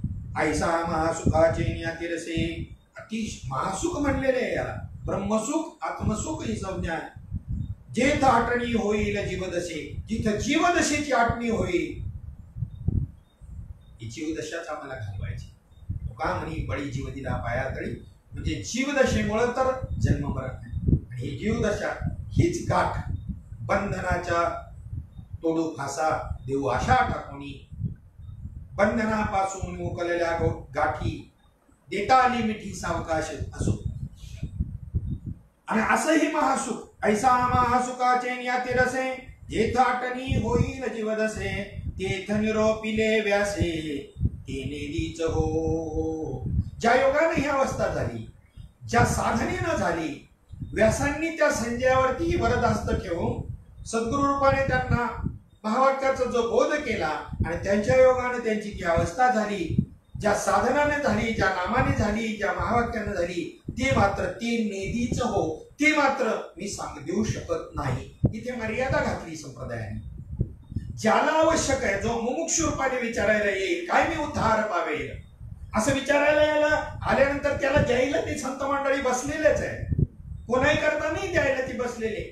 त्याला काही तळमळ नाही, काय नाही, गरज नाही, काही नाही, आणि बळच सांगतील असा भाग नाही. अशी संप्रदाय परंपरेची रीतच नाही. ते कोणाला दे आणि कोणाला देऊ नको ते याच्यासारखं. येते मधला 18व्या अध्यायातला 67वा श्लोक इदम ते नातपस्काय, याच्यामध्ये सुद्धा सांगितलं कोणाला ते ज्ञान द्यायचं आणि नाही द्यायचं हे सांगितलं. त्याला बंधनं घातली. अरे उघड्या बाजारात कथा येतो नावडी पंढरीनाथा, असा बाजारात करायचा विषय नाही. हा एकांताचा विषय आहे. परंतु ते ज्ञान लोकलं होतं म्हणून श्रीपाद बाबांनी सांगितलं जाऊ द्या, कोणी नाव ठेवलं तरी चालेल, कोणी विरोध केला तरी चालेल, कोणी आम्हाला विचारायला आले तर आम्ही उत्तर देऊ. बहुद्या कीर्तनामध्ये अवस्था, परंतु कॉमन नाही ही गोष्ट की आता चालू द्या, काही आवश्यकता नाही त्याची. जरा नीट लक्षामध्ये घ्या, हा एकांताचा विषय. मग इदम ते ना तपास काय गीतेमध्ये सांगितलेलं आहे ना, आपली आई ही तीर्थासारखी पवित्र आहे आपल्याला, पण ती जर उघडी केली करणं बरोबर आहे का? नाही. आणि का विद्या गुरुपदेष्टा ओभाईल या चोहोटा, ते इष्टची पर्यानिष्ठा हेतू होती. सद्गुरूकडून प्राप्त झालेली विद्या इष्ट आहे, परंतु जर चव्हाट्यावर बाजारामध्ये बाजार मांडला तिचा ना, ती इष्ट जरी असली तरी अनिष्ट होईल. म्हणून या ठिकाणी त्याला बंधन आहे की कोणाला दे आणि कोणाला देऊ नको. तो श्लोक तुम्ही पाहून घ्या. आपली वेळ इथे होत आलेली 5 मिनिटांमध्ये मी त्या ठिकाणी आपली जास्त घेणार आहे. तर हा विषय आहे की तिथं मात्र मी ते साधन तुम्हाला सांगू शकत नाही असं संजय म्हणतोय की त्या ठिकाणी व्यासांनी जे काही त्या ठिकाणी तीर्थ निरोपिले व्यासे ते नेदीच हो. आणि तसंच 18व्या अध्यायात असायनाच्या अगोदर आपला संप्रदाय सांगताना माऊली ज्ञानोबरायांनी क्षीरक्षिंदू परिसरी शक्तीच्या कर्णकुहरी नेनो कैश्री त्रिपुरारी सांगितले. क्षीरसिंधूच्या तटावरती भगवान शंकरांनी पार्वतीच्या कानामध्ये जे काही आणि ते नाम सांगितलं, त्याला नाम असं म्हणतात. बरं, कशालाही नाम नाही म्हणायचं, म्हणून तर अनुभव येईल ना लोकांना नामाचा. तुका म्हणी नामे देव नेदी भेटी म्हणता त्याचे मुखी कुष्ठ होय. नाम घेताय आणि देव भेट देत नाही असं कोणी म्हणत असेल, त्याच्या तोंडाला कुष्ठ होय. किती गॅरंटीचे. आज गॅरंटीचे सांगणारे नाही. सच्चिदानंद श्रीपाद बाबा म्हणायचे नुसतं वर्णन करून सांगतात, आम्ही वर्णन करून सांगणारातले नाही. आम्हाला संप्रदाय परंपरा आहे. मुखी नाम हाती मोक्ष ऐशी साक्ष बहुतांची. वैष्णवांचा माल खरा तुरतुरा वस्तूशी, उदारीचं कामच नाही.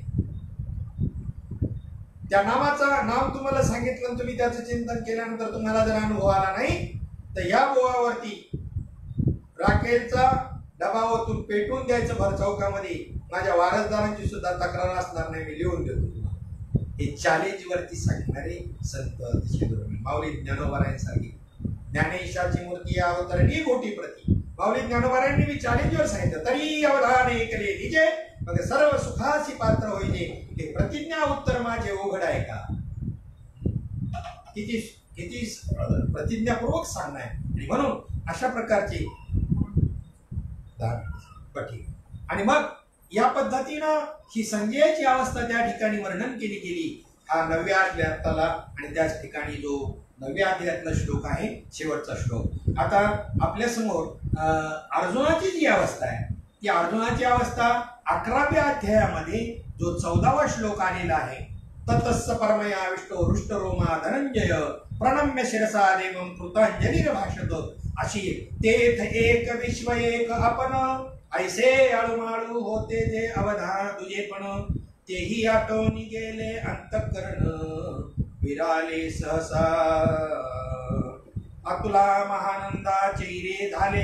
आतला जो महानंद आहे ना, तो जागा झाला. अर्जुनाची अवस्था बाहेरी गात्रांचे बळ हरपून गेले. ही बाहेरची जी गात्र आहे, शरीर जे आहे, त्याच्यात बळच राहिले नाही. कारण याच्यातलं सगळं बळ परमात्मा शक्तीमध्ये लीन झालं.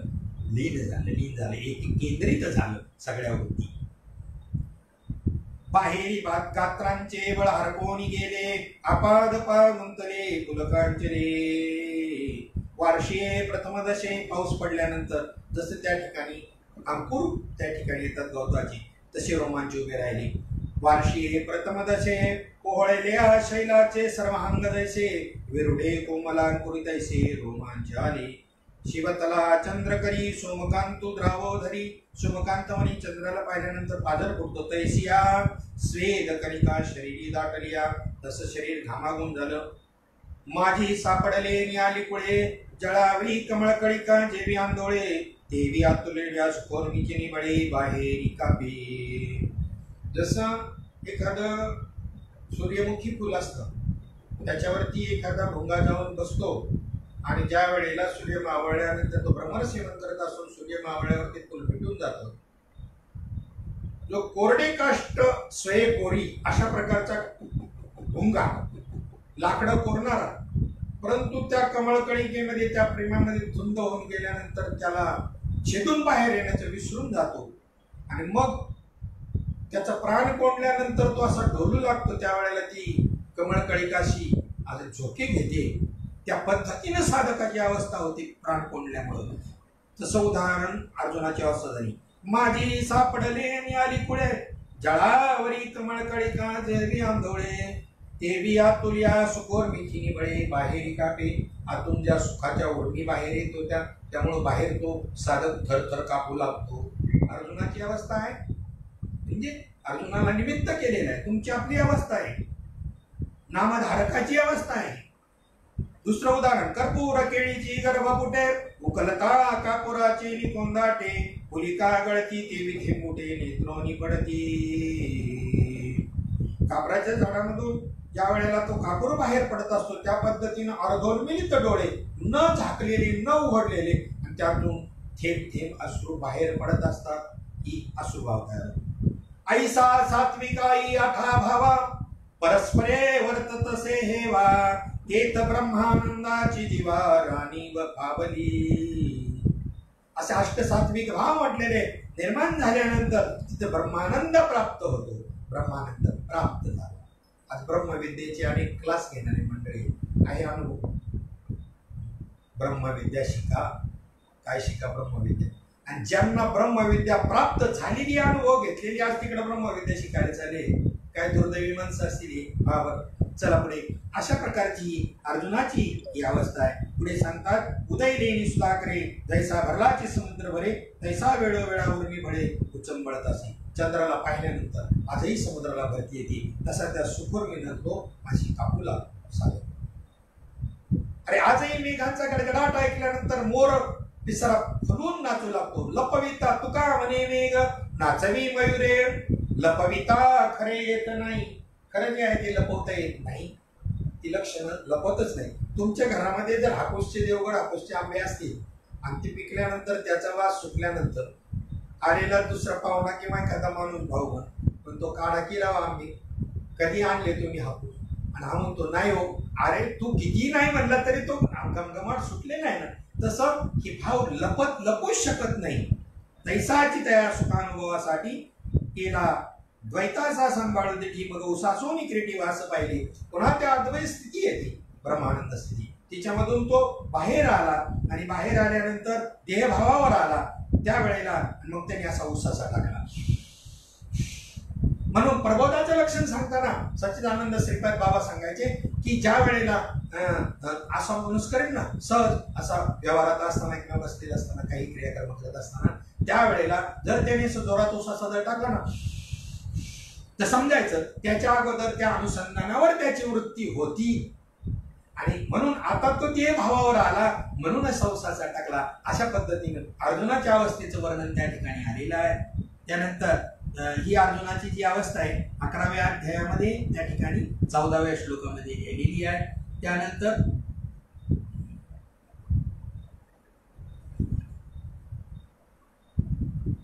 अजून 15व्या अध्यायामध्ये सुद्धा 458 ते 461 नंबरच्या ओळीमध्ये अर्जुनाची अवस्था आलेली आहे. चला, भगवान श्रीकृष्ण परमात्म्याची प्रत्यक्ष या ठिकाणी ज्ञानेश्वरीमध्ये 18व्या अध्यायामध्ये 1418 ती 1423 या ओळामध्ये भगवान श्रीकृष्णाची झालेली अवस्था आहे प्रेमाची. पहा, मग सावळा सकंकनू बाहू पसरोनी दक्षिणू आलिंगेला सशरणू भक्तराज तो. डाव्या हातानं भगवान परमात्म्याने कृष्ण परमात्म्यानं आणि आलिंगन दिलं, आपल्याकडे ओढून अर्जुनाला आलिंगन दिलं. न पवता जयाते काठी सुनी बुद्धी ते बोलणे मागवते ओसरले. आणि त्या प्रेमावस्थेमुळे त्याचं बोलणं ओसरलं, बोलणंच थांबलं. ऐसे जे काही एक बोला बुद्धीसी ही अटक. असं जे काही एक आहे जे बोलू देत नाही, बोले ना बोलू देईना आणि बुद्धी त्या ठिकाणी पांगुळली जाते. ती द्यावया मी ठेवाचे केले, हे अर्जुनाला देण्याकरता हे निमित्त आलिंगनाचं निमित्त केलं आणि त्याच्यामध्ये शक्तिपात केला आणि त्याची ही अवस्था त्या ठिकाणी करून दिली. अवस्था शक्तिपात. हृदय एक झाले, हे हृदयीचे ते हृदयी घातले आणि द्वैत न मोडता केले आपण आईसे अर्जुन आणि कृष्ण ही द्वैत थोडस ठेवलं भक्तीचा आनंद लुटण्याकरता आणि अंतःकरणातली स्थिती मात्र एक रूप करून टाकली. जसं दीपे दीप लाविला तैसा परिश्मंग तो झाला, द्वैत न मोडता केला पण पे पारतू दिव्याने दिवा लावा. तसं अद्वैत द्वैतही सांभाळले आणि द्वैत राहू बी दिलेलं नाही अशी स्थिती आहे. एका दिव्याने 1000 दिवे लावले, लावणाऱ्याने तुमच्या समोर लावले नव्हते आणि नंतर आल्यानंतर तुम्ही आले त्या ठिकाणी आणि मग तुम्हाला विचारलं सांगायच्यातला पहिला कोणता, कसं सांगता येईल? किंवा त्याच्या समोर जरी 1000 लावले आणि त्याच्यानंतर याच्यातला पहिला सांगा कोणता, नाही सांगता येणार अशी स्थिती आहे. गुरु शिष्य हा संबंध सुद्धा वृत्तीमध्ये शिल्लक राहत नाही याप्रमाणे. तेव्हा सुखाचा मागतया गुरु आला जो धनंजया. तो सुखाचा पूर जो भगवंताला आला होता ते तर वाढ तरी बुडवण्या ठेला देव, त्याच्यामध्ये तो बुडून गेला भगवान परमात्मा सुद्धा. परंतु पुढे सांगितलं ती अवस्था त्याने सावरली, काय केली? आवरून धरली. पुढे अशा पद्धतीनं एकनाथी भागवतामध्ये जर आपण पाहिलं, आपल्याकडे तर वेळ नाही, तुम्हाला मी उल्लेख फक्त करून देतो, तुम्ही स्वतः वाचा. जे जाणकार मुमुक्ष असतील ज्यांना हे जाणून घ्यायचं असेल, आमचे वारकरी बंधू असतील जे कोणी, त्या सगळ्यांना मी विनंती करतो. ज्ञानेश्वरी अध्याय 9 शेवटचा श्लोक ते संध्याच्या अवस्था सांगितलं. ज्ञानेश्वरी किंवा गीता अध्याय 11 14वा श्लोक, 18वा अध्यायाचं बी आपल्या समोर त्या ठिकाणी वर्णन मी तुमच्या समोर मांडलं भगवंताची अवस्था. आता एकनाथी भागवतामध्ये 2रा अध्याय 40वा श्लोक, 3रा अध्याय 31-32वा श्लोक आणि 14व्या अध्यायातला 23वा श्लोक वाचा. काय ही अवस्था अशी होत असते म्हणून तुमच्या लक्षामध्ये येईल की भगवंताच्या नामानं हे भाव त्या ठिकाणी प्राप्त होतात. ज्या भावाबद्दल माऊली ज्ञानवाराय म्हणतात, भावे विन भक्ती, भक्ती विन मुक्ती, बळे विन शक्ती बोलू नये. तर हा 40वा श्लोक जो आहे तो मी आपल्या समोर थोडेसे वगैरे आपल्या समोर म्हणून दाखवतो आणि या ठिकाणी आपल्या सेवेला पूर्णविराम आपण त्या ठिकाणी देऊ. हरिनाम कीर्तन गुण कीर्ती अखंड आवडे जागृती स्वप्नी तेची स्थिती दृढ हरिभक्ती ठसावे ऐशा परी भक्तियुक्त दृढतर झाले ज्याचे व्रत तव तव हो यार चित्त प्रेमाद्भूत हरिनाम कीर्ती. भगवंताची कीर्ती, भगवंताचं नाम आणि त्या ठिकाणी असं आहे की चित्ताला तुमच्या आणि आर्द्र बनवतं, द्रवीभूत करतं. आत्मा परमप्रिय हरी, तुमचा आत्माच हरी किंवा देव आहे. त्याचे कीर्तीचा हर्ष भारी नित्य नवी आवड बरी सबाय अभ्यंतरी हरी प्रगटे. त्याची नाम कीर्ती सतत गरजत राहिला तर त्याच्या योगाने आवड निर्माण हो. सबाह्य अभ्यंतरी हरी प्रगटे म्हणजे आत आणि बाहेर दोन्हीकडे. डोळे झाकले तर आत आहे हरी, डोळे उघडले तर बाहेर आहे. आत हरी बाहेर हरी, हरीने घरी कोंडले अशी स्थिती होती. एक चुकल्या माय पुता संकटी, आई आणि मुलाची यात्रेमध्ये चुकामुक व्हावी आणि त्या वेळेला पुन्हा त्याही वेळेला रडतात आणि भेटल्यानंतर मिठी मारून रडतात. पहिलं रडणार दुःखाचे, दुसरं आनंदाचे. चुकल्या माय पुता संकटी, एकाकी बहुकाळे झाल्या भेटी तेने ओरडे घालो निमिठी चाले जेवी पोटी आणि मार रुदन. देवी जीव शिवा अवचटी, त्या आईचं मुलाचं उदाहरण दिलं तसं. देवी जीव शिवा अवचटी भक्तीच्या पेटी झाल्या भेटी. जीव आणि शिवाची भ्रांतिरूप नगरामध्ये चुकामुक झालेली होती, पण सद्गुरु कृपेने भक्तीच्या पेटीत गाठ झाल्यामुळं आत्मसाक्षात्कारे पडे मिठी ते संधी माझी उठी आणि वार रुदन. त्या संधीमध्ये जीव आणि परमात्म्याची भेट झाल्यामुळं आणि वार अशा प्रकारचं रुदन येऊ लागतं. नाथबाबा म्हणतात, अरे जो मोले मदिरा खाये, दीड दमडीची दारू पिला तोही मदिरा आनंदे नाचे गाये. त्याला 100 फुटाचा रस्ता चालायला पुरत नाही. जेने ब्रह्मानंद रस सेविला आहे तो केवी आहे आवरला. ज्याने ब्रह्मानंद रस सेवन केलं आणि त्या ठिकाणी तो आवरला कसा जाईल बरं.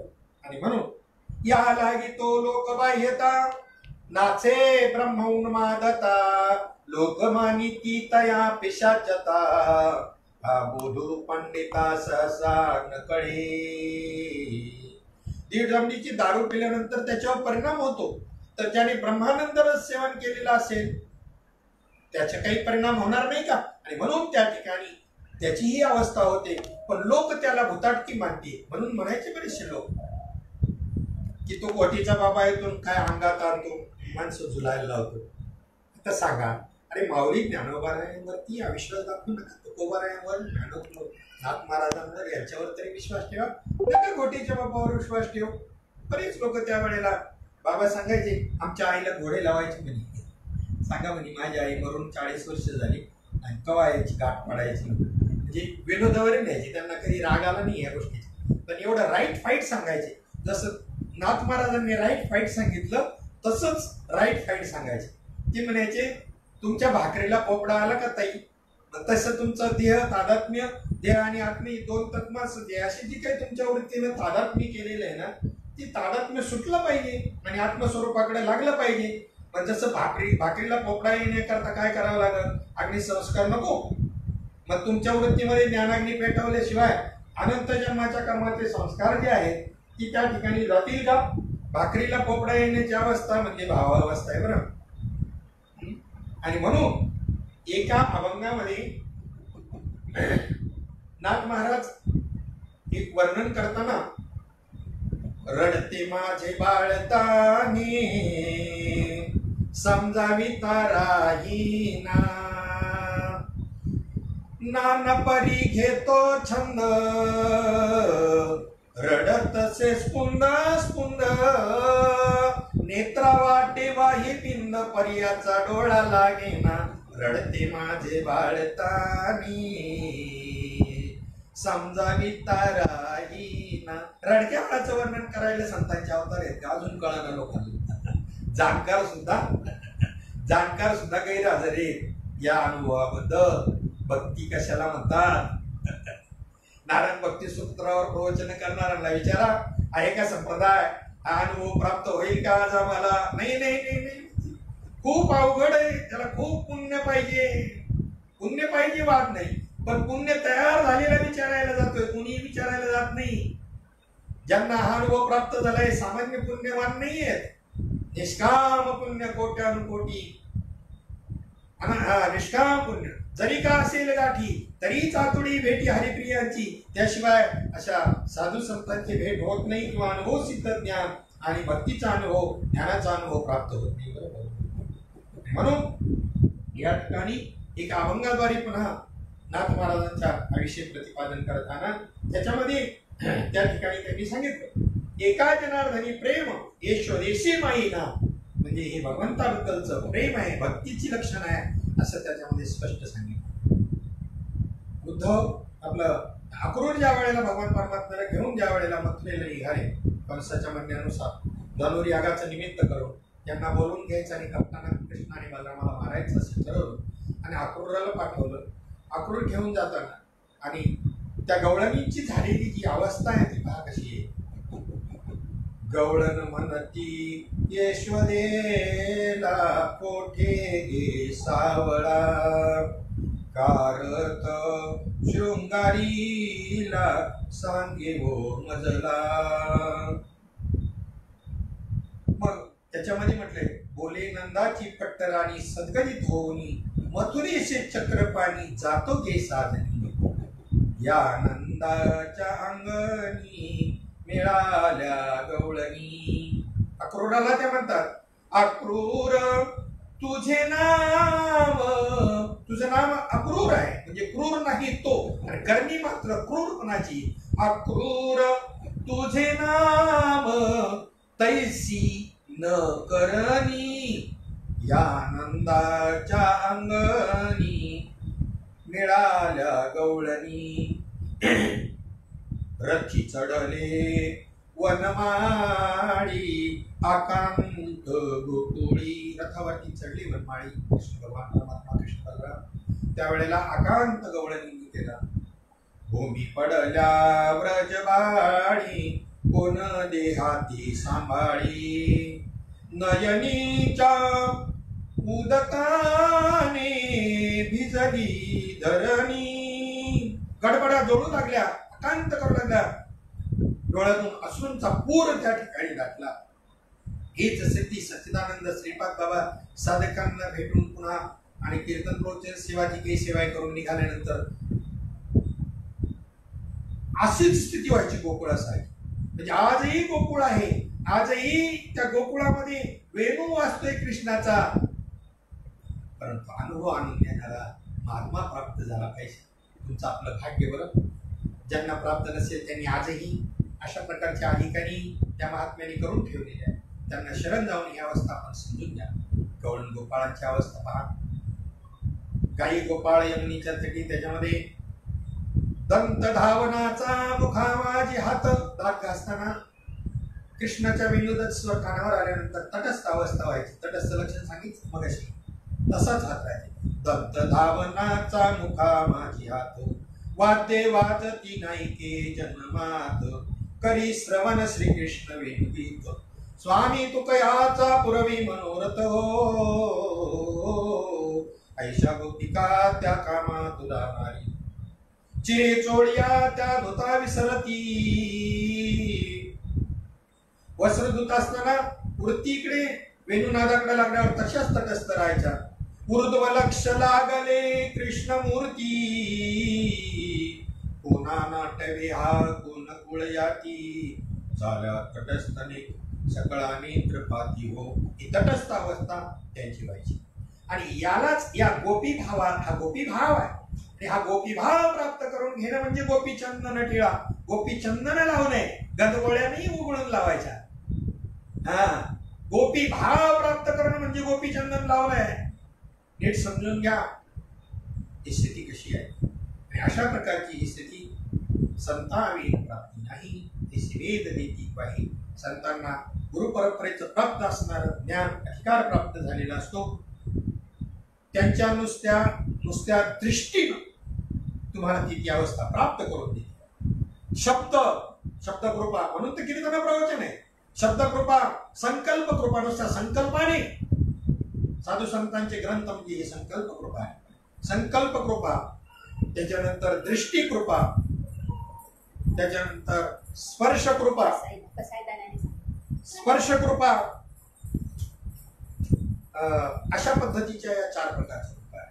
शब्दकृपा, स्पर्श कृपा, दृष्टी कृपा आणि संकल्प कृपा. आणि या माध्यमामधून संत कोणत्याही एका प्रकारे आणि साधकावरती कृपा करतील आणि हे अष्टसात्विक भाव, हा भाव त्यांना प्राप्त करून देतील. मग बोध दिला मज सांगा ते मार्ग दाविला नीट, भ्रांती हे समूळ गेली दिसू लागली वाट, नाचता प्रेम छंदे चालू लागलो सपाट, एका जनार्दनी पावलो पंढरी पेठ, तुम्ही संत माय बाप एवढा उपकार करा, ज्ञामज तीर्थवरी दाखवा दिनाचा सोयरा. असा विषय आहे, अत्यंत सुंदर, अतिशय गोड. ज्यांना ही हरिभक्ती प्राप्त झाली संतांच्या कृपेनं, काय सांगावं, प्रवचन नाही, फक्त ज्ञानदान नाही म्हणून नाही, तर त्याच्यामध्ये बोलता बोलता एकरूप होऊ लागते. आणि आता ती अवस्था लगेच या ठिकाणी प्रगटेल, परंतु जी जबाबदारी या ठिकाणी माझ्यावर या कार्यकर्त्यांनी दिली ती त्या ठिकाणी पार पडली जाणार नाही. मला कर्तव्य महत्वाचं आहे, तो आनंद तुमच्या समोर असा ओपन करून दाखवण्यामध्ये कोणत्या प्रकारे मला ती प्राप्त आहे असं आता बोलण्यावरून तुम्ही सांगितलं तर करून दाखवू का, कशाला काय करून दाखवू. प्रेम नाही बोलिता दाविता अनुभव चित्ता चित्त जाणी. एवढ्या बोलण्यामधून निष्कर्ष तुमच्या लक्षामध्ये आलंच असेल. परंतु त्या अवस्थेत ती जर मूर्ती माझी लीन झाली तर ते, म्हणून इथे स्वतः भगवंतानी ती अवस्था सावरलेली आहे. अर्जुनाला मी त्या ठिकाणी सांगितलं तर ही आवरून घे.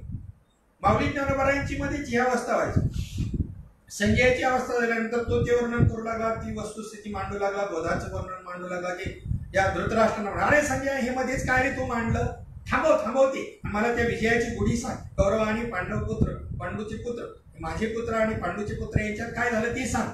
त्याच पडलंय त्याला. या अवस्थाची काही कौरवाते परीच नाही. कौरव हा शब्द धृतराष्ट्राकरता वापरला 18व्या अध्यायात ही ओवी आहे. या अवस्थाची काही कौरवाते परीच नाही, मनोनिराये ते काही कल्पावे जब. त्या धृतराष्ट्राला संजयाच्या अवस्थेचं मधून अशी अवस्था व्हायची सांगताना, तर त्याचं तिला काही पटत नसतो. म्हणायचं हे काय मध्ये मांडलं, ते युद्धाचं वर्तमान सांग. असो, या ठिकाणी आपली वेळ मर्यादा आहे, ती वेळ मर्यादा संपलेली आहे. कार्यकर्त्यांनी वास्तविक मी बरोबर 8:05 सेवा संपवणार होतो, परंतु त्या ठिकाणी काही खुणांनी निर्देशित करून आणि त्या ठिकाणी अजून 10 मिनिटं 2 वेळेला 20 मिनिटं वाढवायला लावली. त्यावेळेस श्रवण करणाऱ्या मंडळींचा आणि वेळ जर त्या ठिकाणी थोडासा जास्त घेतला असेल तर मी माफी मागतो.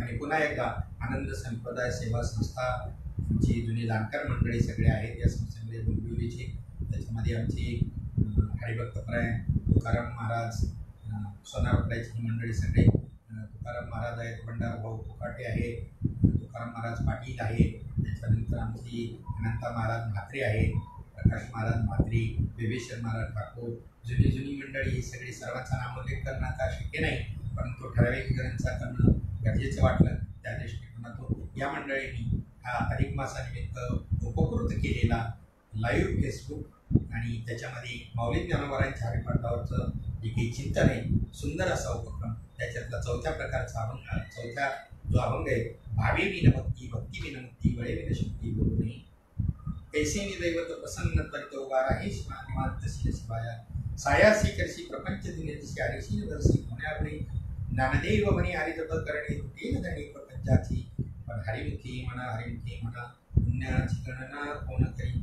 फेसबुक लाईव्हवरून जे अधिकारी मंडळी, सर्व साधक बंधू भगिनी, जे वारकरी भाऊ आमचे ही आणि श्रवण करत असतील, त्या सर्वांची चरणी साष्टांग दंडवत. मस्तक हे पायावरी वारकरी संतांच्या. आणि याच ठिकाणी सेवा गुरुच्या चरणी, पांडुरंगाच्या चरणी, किंवा संत महानुभावाच्या चरणी समर्पित करून सेवेला पूर्ण येणार. पुंडलिक वरदा हरी विठ्ठल श्री ज्ञानदेव तुकाराम. विठ्ठल विठ्ठल विठ्ठल विठ्ठल. पुंडलिक वरदा हरी विठ्ठल श्री ज्ञानदेव तुकाराम. माऊली ज्ञानेश्वर महाराज की जय. जगद्गुरु संत तुकाराम महाराज. शांती ब्रह्म एकनाथ महाराज की. सद्गुरु सच्चिदानंद श्रीपाद भगवान की जय, सच्चिदानंद रामदास भगवान की जय, नारायण भगवान की जय, मानी भगवान की जय, अवधूत चिंतन श्री गुरुदेव दत्त गोपाल कृष्ण भगवान की जय। आता विश्वात्मके देवे येने वाक्यज्ञे तोषावे, तोषो निमज द्यावे बसाय दाने, जे खळांची व्यंकटी सांडो तया सत्कर्मी रती वाढो, होता परस्परे पडो मैत्र जीवांचे, दुरितांचे तिमिर जावो, विश्वस्वधर्म सूर्ये पाहो, जो जीवांशील तो ते लाहो प्राणी जात, वर्षत सकळ मंगळी ईश्वर निष्ठांची मांदियाळी, अनवरत भूमंडळी भेट तया भूता, चला कल्पतरूंचे आरव, चेतना चिंतामणींची गाव, बोलके जे अर्णव पियुषांची, चंद्रमेधे अलांछन, मार्तंडजी तापहीन, हे सर्वाही सदा सज्जन, सोय रे होतो किंबहुना सर्व सुखी, पूर्ण होवो निधी लोकी, भजी जो आदि पुरुषी अखंडित, आणि ग्रंथोपजीविये विशेषी लोकी ये, दृष्टा दृष्ट विजय भुआवेजी, हे तमनी श्री विश्वेश्वरावो, हा होईल दान बसावो, येणे वरी ज्ञान देवो सुखिया झाला, येणे वरी ज्ञान देवो सुखिया झाला, येणे वरी ज्ञान देवो सुखिया झाला। हरि ओम शांती शांती।